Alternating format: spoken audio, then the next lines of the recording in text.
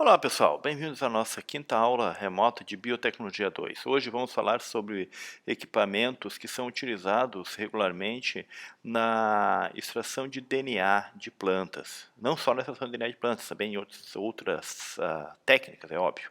Mas vamos falar sobre centrífugas, banho-maria, banho seco e capela de exaustão, sobre princípios básicos, sobre o uso e sobre cuidados com esses equipamentos.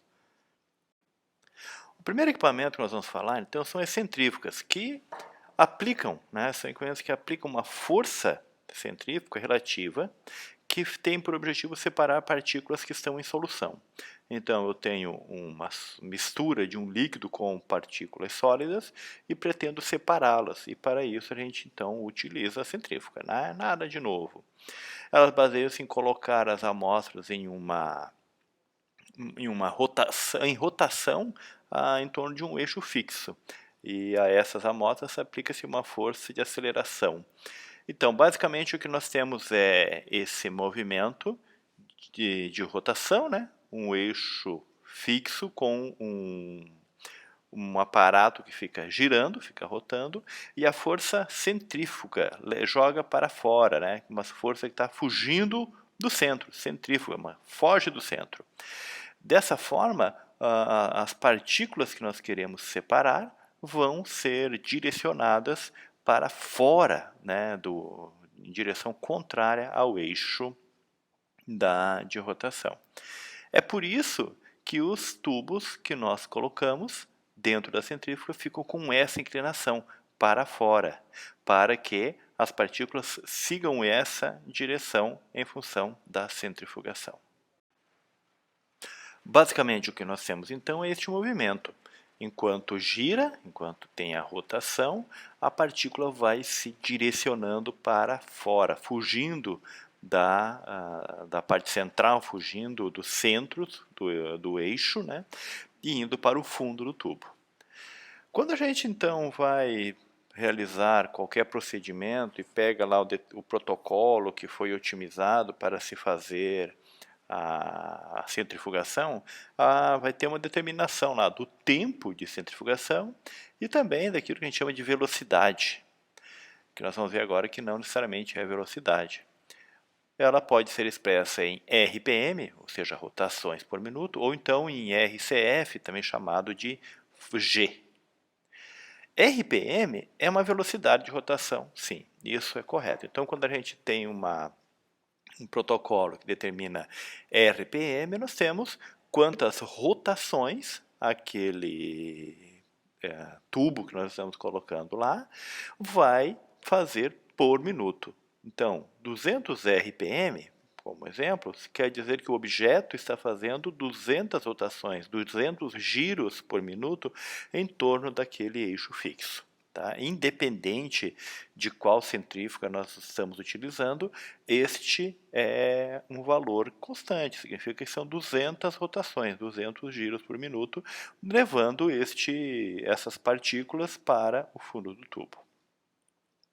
A outra unidade, chamada de RCF, que significa em inglês, Relative Centrifugal Force, ou força centrífuga relativa, também é chamada de força G, de força gravitacional.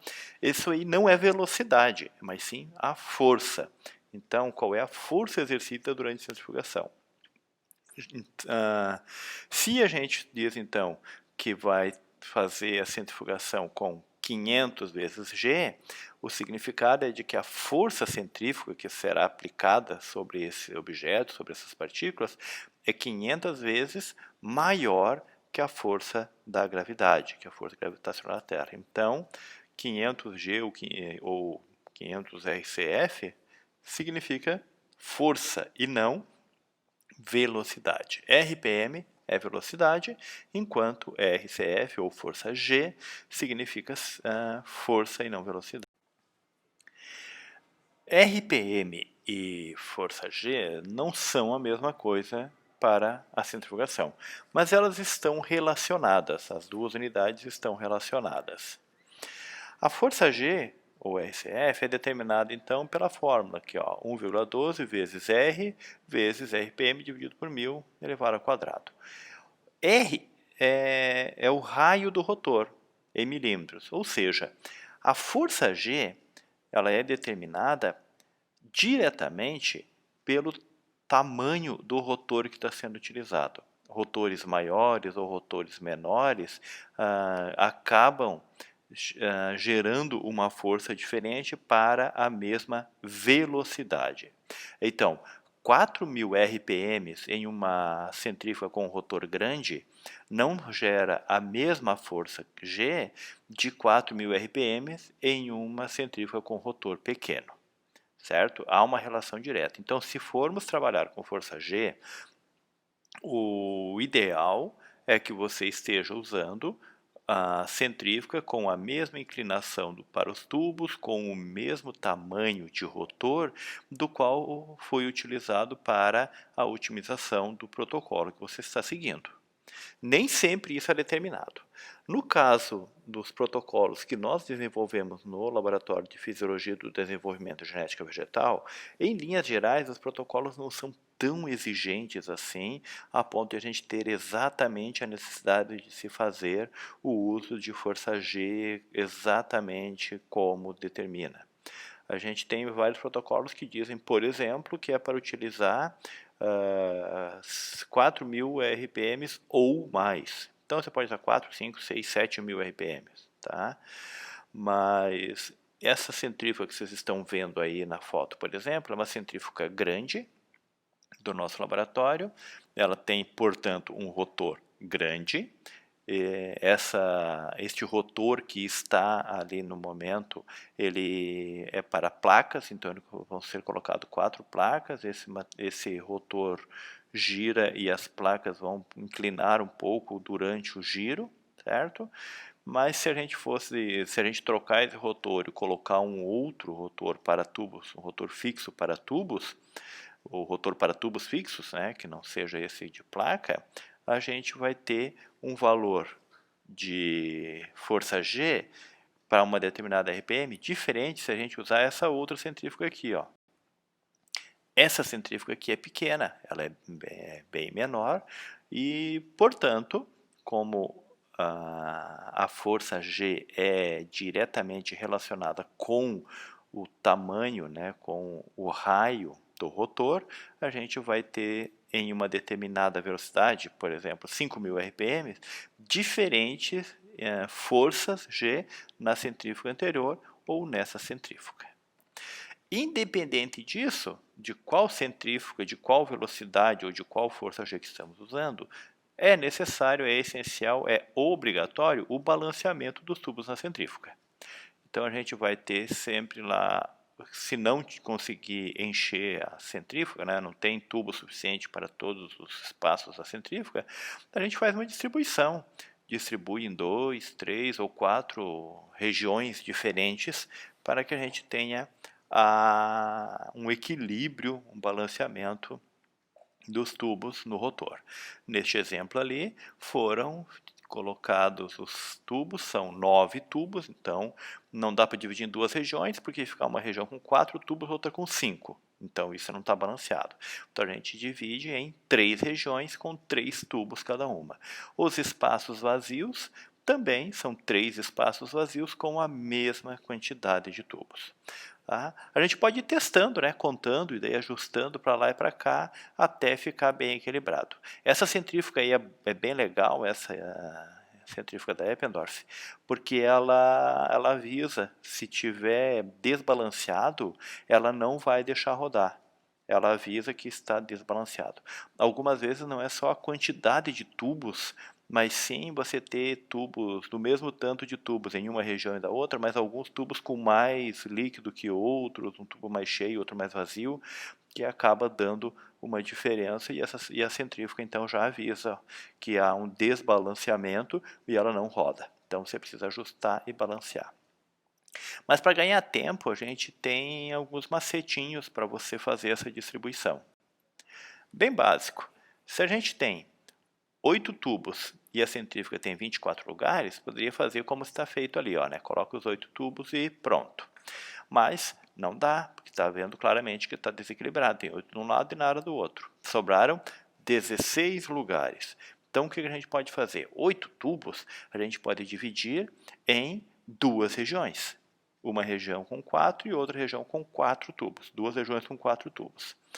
Se são 24 lugares, eu usei 8 tubos, sobraram 16. Dividindo em 2 regiões, então, são 16 dividido por 2. 8. Portanto, eu vou colocar 4 tubos, 8 dividido por 2 é 4, 4 tubos, 8 espaços vazios e mais 4 tubos e já está equilibrado. Tá? Muito tranquilo. Mas se eu tivesse, ao invés de 8 tubos, eu tivesse 9 tubos. Bom, aí você divide, não dá para dividir em 2, né? Mas divide por 3. Então, dividido por 3 vai dar 3 regiões com 3 tubos cada. Sobraram 15 lugares vazios, 15 dividido por 3, 5 espaços vazios. Então, 3 tubos, 5 vazios, 3 tubos, 5 vazios, 3 tubos, 5 vazios. Se eu tivesse 11 tubos, bom, 11 tubos não dá para dividir por 2, não dá para dividir por 3, não dá para dividir por 4, vai ficar desequilibrado, não tem como. Então, o que a gente faz? A gente coloca algum tubo vazio, né, com o mesmo volume de líquido que tem naqueles outros, a gente pega um tubo igual, do mesmo formato, eu estou usando um tubo de 2 ml, então pega um outro tubo de 2 ml, coloca líquido dentro, água, né, o mesmo volume que a gente está usando. Se for um líquido mais viscoso, daí o ideal é você colocar algo mais viscoso também, para ficar igual em termos de peso, né? E dessa forma você tem então a condição de balancear. Tem 11 tubos, coloca mais um com água, fica com 12. Se você, por acaso, fechar, colocar os seus tubos desbalanceados e ligar...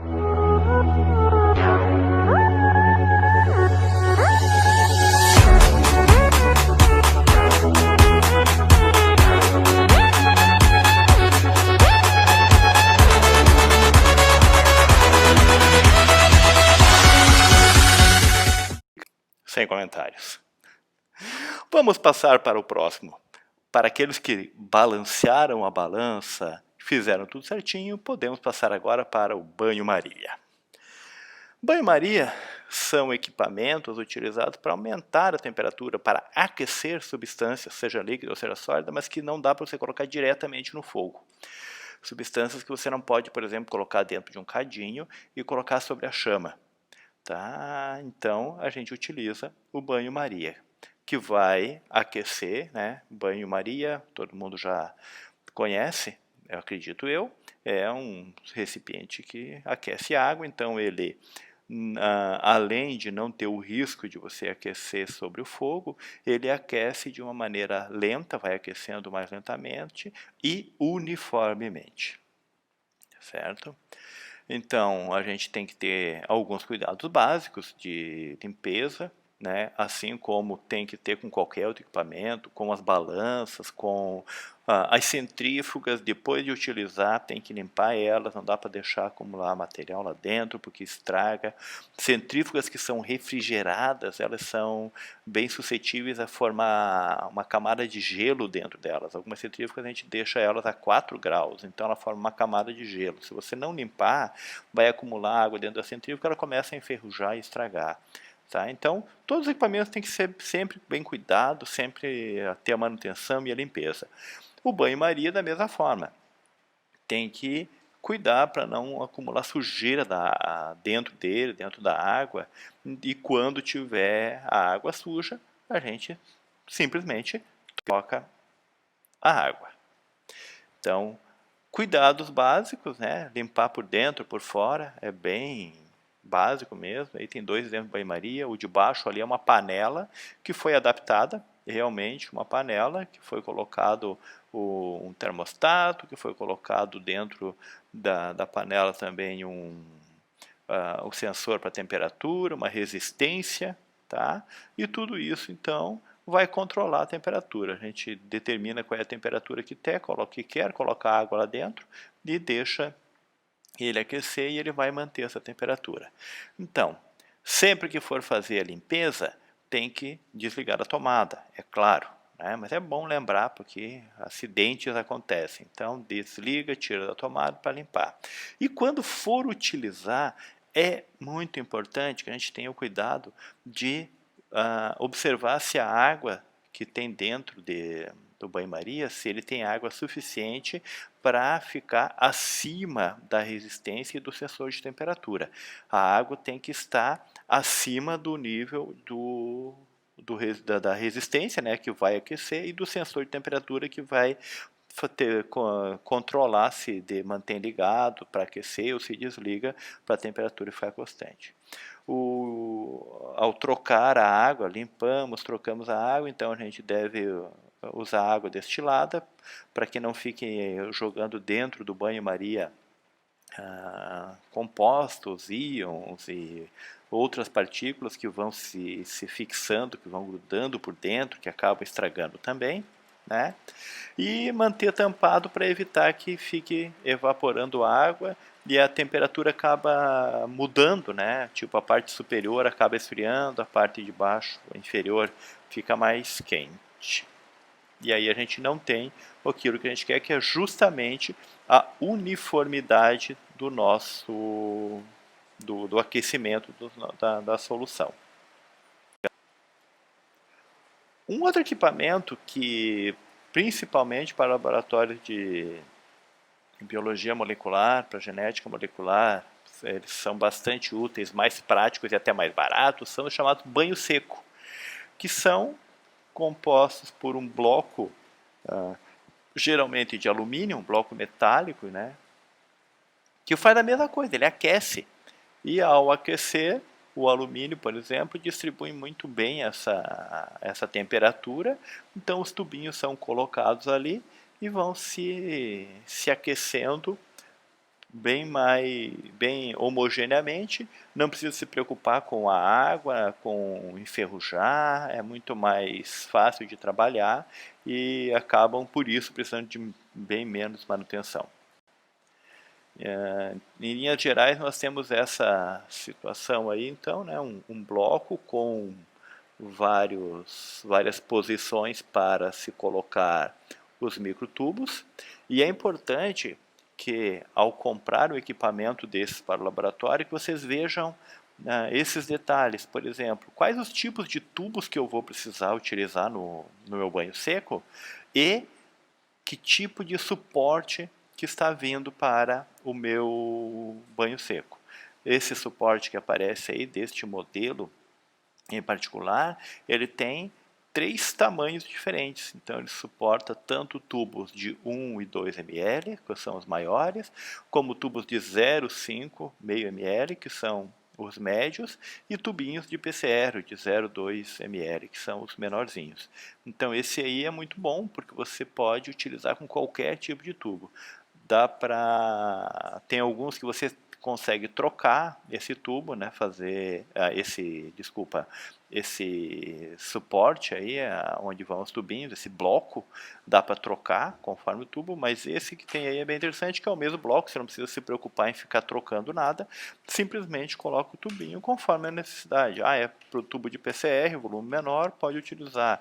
É um volume maior, de 2 ml, também pode utilizar.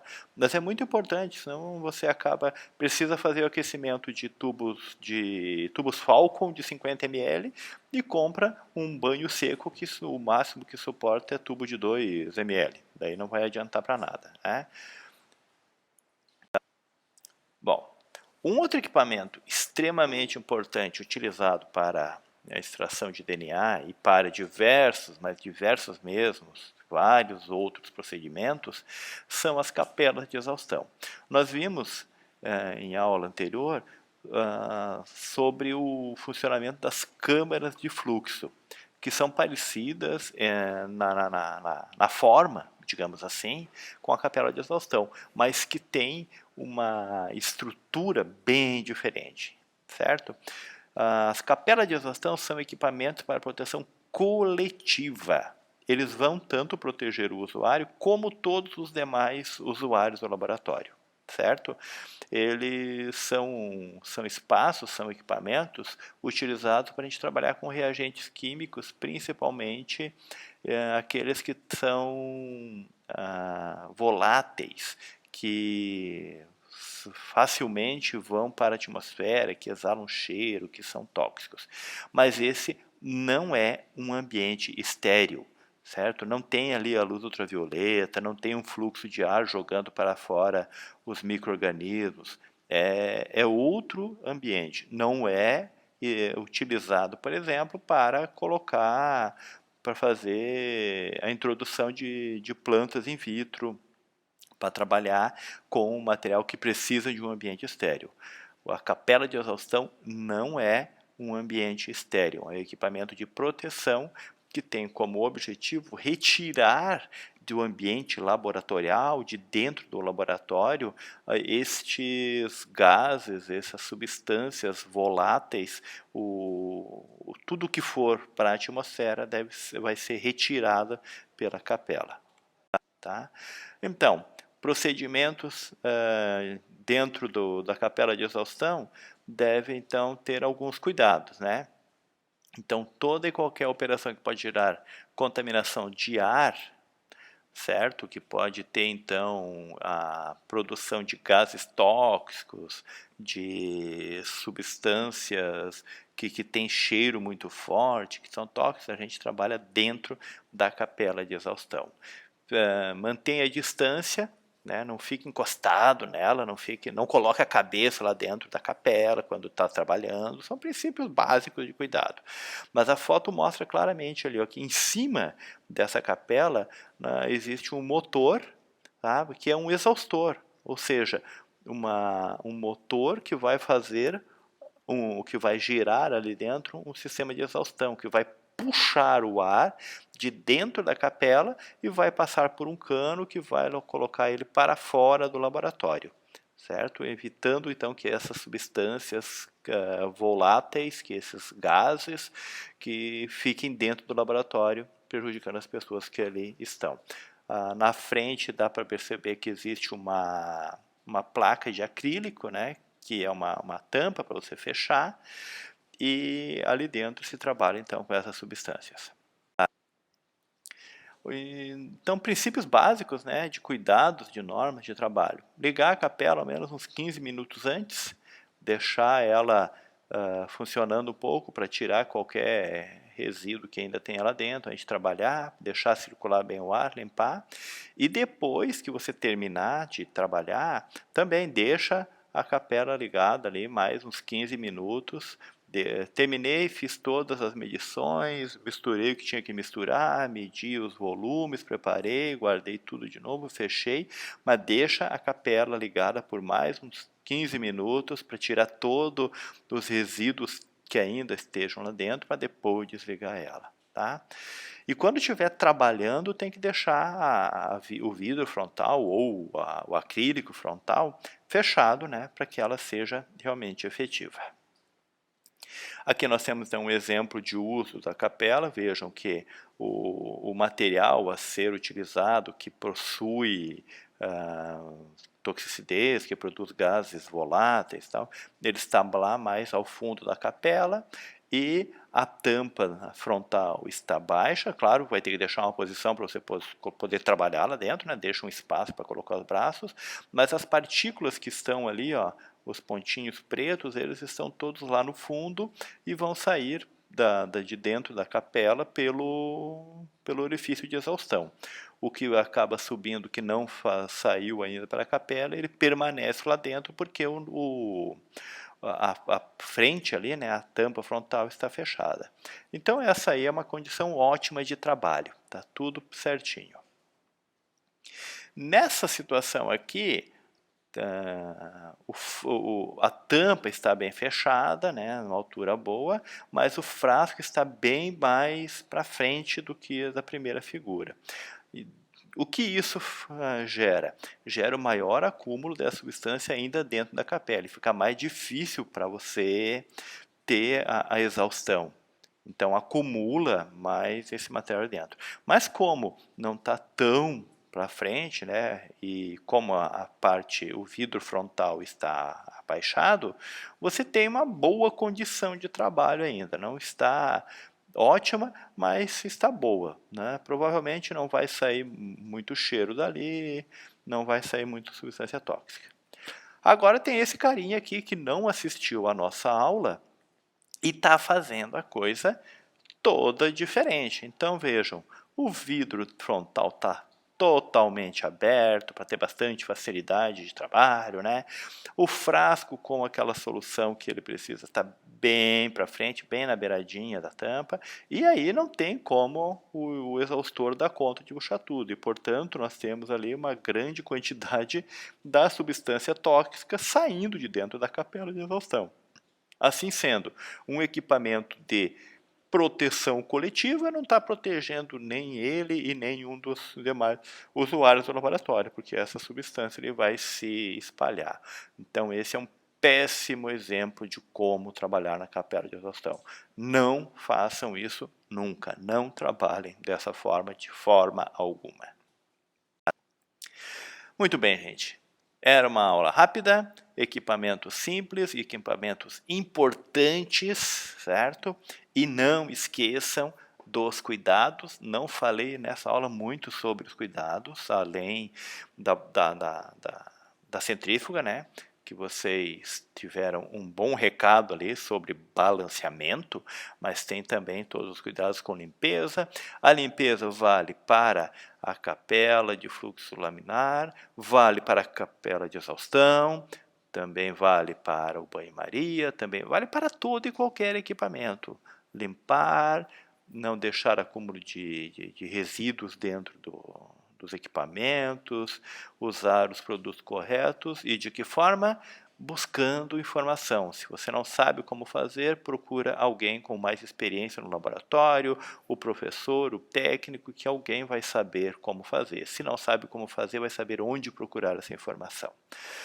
Muito bem, muito obrigado. E na próxima aula nós teremos uma aula muito legal, bastante interessante, com o Franklin, que é o nosso técnico de laboratório, o Dr. Franklin, que vai falar sobre métodos analíticos complementares. Vamos ter uma aula sobre HPLC, muito interessante, uma técnica muito legal, muito mesmo, sabe? Vale a pena assistir com muita atenção e aproveitar bastante essa aula. Certo, gente? Muito obrigado e até a próxima. Tchau, tchau. Fui! Para a balança...